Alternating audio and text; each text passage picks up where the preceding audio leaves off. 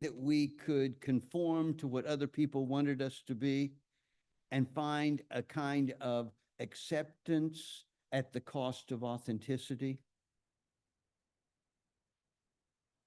So the persona, like in the Greek tragedies where they would hold faces in front of themselves on the stage, and that was the persona. This is who I'm playing now, and then I could pick up another mask and wear that and say, all right, this is who I'm playing this time. The persona was the way we presented ourselves to others so that we thought they would accept us, but they're really not accepting us. They're accepting our persona, what we're presenting to them. And Jung saw that as one of the fundamental issues of alienation that caused mental illness.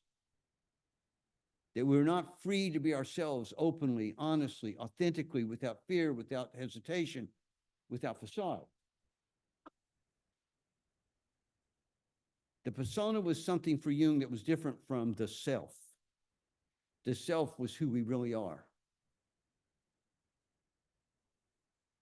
But we live in such a context that we fear that if you really got to know me, you wouldn't like what you get to know. So I have to present myself in a way that you will accept me, that you will like me, and I will do and say what you want me to say. And after all, weren't most of us raised in a home that really reinforced that by saying, if you can't say something nice, don't say anything at all? That the whole orientation to life was the avoidance of conflict? And really, the good person would at any cost avoid hurting someone else. And so truth is sacrificed on the altar of niceness, as opposed to authenticity is expressed in trust.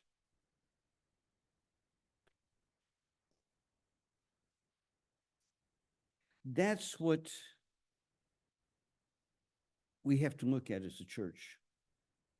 Love your neighbor as yourself gets truncated into love your neighbor. But let me give you an insight. You're not going to be able to love anyone, if you don't love you.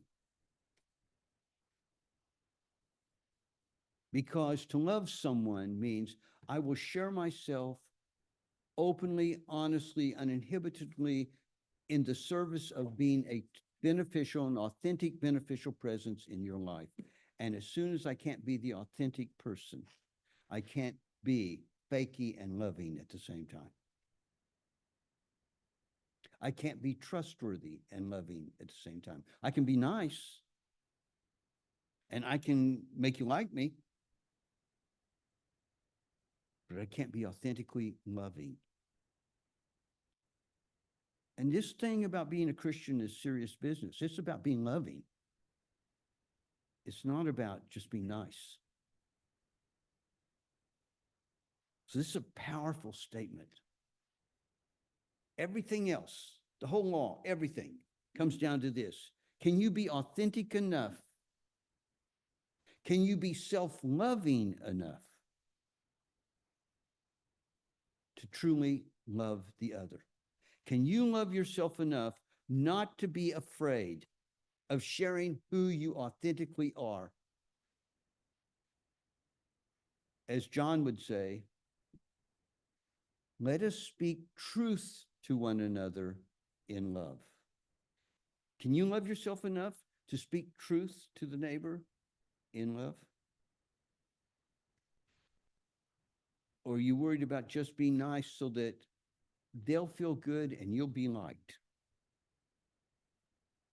It's serious business, just being a Christian. Jung had a saying that if you're always looking at the other,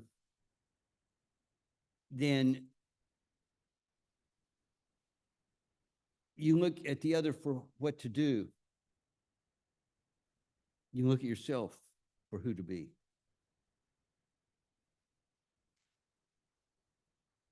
And his theory was, you'll never fully be yourself until you love and are loved in return. because you'll never fully experience yourself until you love and are loved in return. So if I'm afraid to be me, if I don't have the courage to be free, then I may have a lot of affection. I won't really have love. That's a scary thought. Now, when you look at this from the standpoint of faith, we have some good news. And that's why it's called gospel. We have some good news. And that, again, is what John was saying and what Paul was saying and what Jesus was saying, is that you live and move and have your being in the context of eternal love, and you cannot be separated from that love. That which we call God loves you. That all of life, all of your life, is in the context of love. So we love one another because God has first loved us. And for Christians, that was made incarnate in the life of Jesus of Nazareth.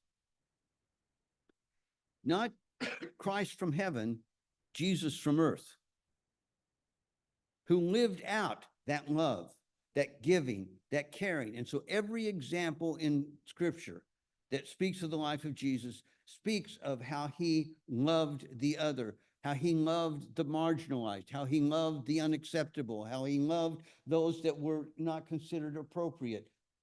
Or, if you will, remember his story, his most famous story, perhaps. There's a man, he has two sons. One son's the good son, stays home, works hard, does everything he's supposed to do. The other son wants to go off and take his inheritance and live the good life. So he goes off with his inheritance, and as Fred Craddock says, blows it on bad wine and loose women, and finds himself in a pig trough. Just absolutely messes up his life. He has nothing.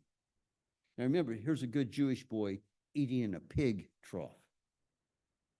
That's about as low as you can get. So the boy gets himself together, as the scriptures say, when he came to his right mind, gets himself together and says, man, I've messed up my life so badly. I'd be better off working for my dad. You know, no chance I'm ever going to be the inheriting son anymore, but at least I could go work for my dad, because at least it's a good job and I have a place to live and I'm not eating in a pig trough. So he heads home. The father sees him coming, runs to him, something incidentally no self-respecting Jewish father would do, runs to the child. Child comes to him, runs to him, hugs him, kisses him, brings out the best robe he has, puts it on him, puts sandals on his feet. Incidentally, that's no small symbol, because sandals on his feet mean he is the son of the household. The servants were barefoot. Those who were part of the household wore sandals. Puts sandals and puts the ring on his finger that acknowledges beyond any doubt, this is my son whom I love. The son, taken aback, says, wait a minute, I don't deserve any of this. The father's response is, you are loved. You've always been loved. And we celebrate your return. And we're going to have a big party, and we're going to kill the fatted calf, and we're going to celebrate. The other brother's a little ticked. Life's not fair, he says. What's the problem? I was the good son, and now look what you're doing.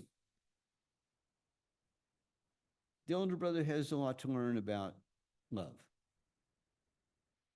The love that is always there, the love that is there no matter what.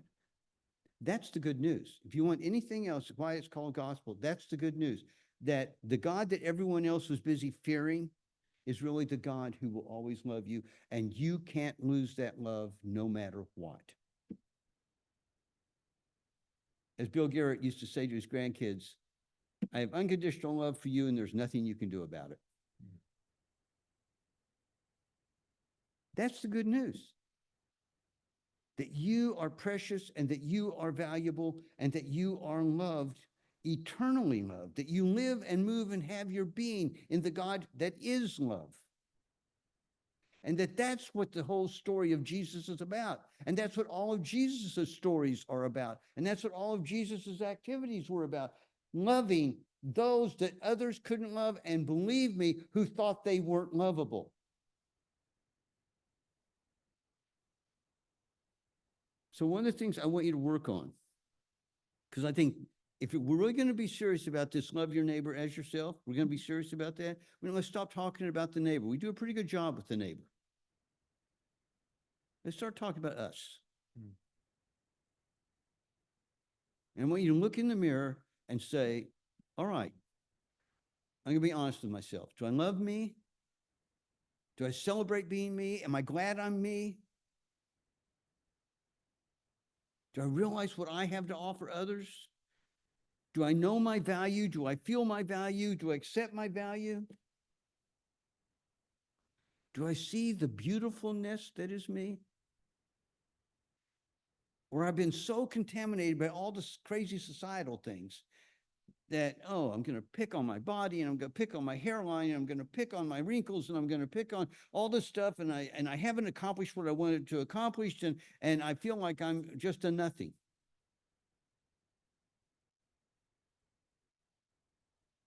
Now, you got to be real about this. But I'm telling you as honestly as I can, if you can't look in that mirror and say, God, I love who I see. Not perfect, but I love who I see. She's working on it. Because I see someone who has the capacity for loving and caring and giving and enhancing lives for others. I see someone who is creative and autonomous and able to do things for others. I see someone who can bring an attitudinal approach to life that actually enriches the lives of others. I see someone in that mirror who is precious and unique, the only one of his or her kind on the planet. Now, I'm not exaggerating. I really mean this literally. If you can do that, then we can go back to love the neighbor as yourself. But I'm going to say it again. We're doing okay with the neighbor. A neighbor in need, the easiest way to help the neighbor in need, I can write a check. And that takes 10 seconds. To love the guy I see in the mirror, that's going to be some work. And if I see things in that guy in the mirror that frustrate me, and say, I don't trust him to keep his word. He said he was going to do exercise because the people he loves need him around, and he wants to be there for them. And he's not exercising. The guy in the mirror, I don't know if I can trust him, because he said he's going to get more sleep, he's going to get more relaxation, he's going to be kinder to himself, he's not going to push himself quite so hard. Don't trust him. I see him still doing the stuff he was always doing.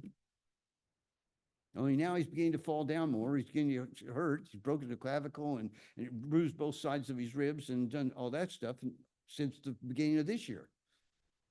I don't know. I want to see a guy in the mirror who says, and I say to him, I trust you. I value you. Because you are someone with a great capacity for caring and giving and sharing and being a beneficial presence in the lives of others. You're someone who knows that he has been loved by others who themselves have made a difference to your life, and beyond that knows he is eternally loved by being itself. Now, when all of us can do that, when all of us can look in the mirror and do that, know that we have the capacity for loving, remembering that there are those who have loved us and made a difference to our lives, and believe on faith that we live and move and have our being in the eternal reality of love, from which nothing can separate us, so that we can love because we have first been loved. Then we can begin to take our Christian faith seriously. And then when we see that the whole law is fulfilled in this one single commandment, love your neighbor as yourself, we can say authentically, I can do that. I can do that. Because I can handle both the neighbor and the self. Let it be so.